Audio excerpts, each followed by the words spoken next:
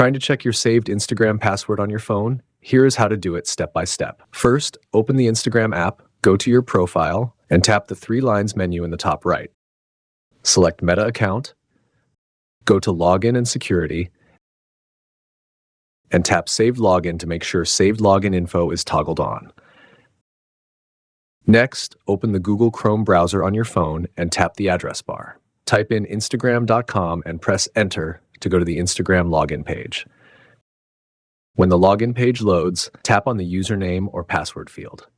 A menu titled Use Saved Password will automatically pop up from the bottom, listing your saved Instagram accounts. Tap on your account to autofill the password, or go into your browser or device's Google Password Manager settings to view the actual saved password in plain text. That is how you can easily see your saved Instagram password on your phone. If this quick tutorial helped you out, please give it a like and subscribe for more fast tech guides.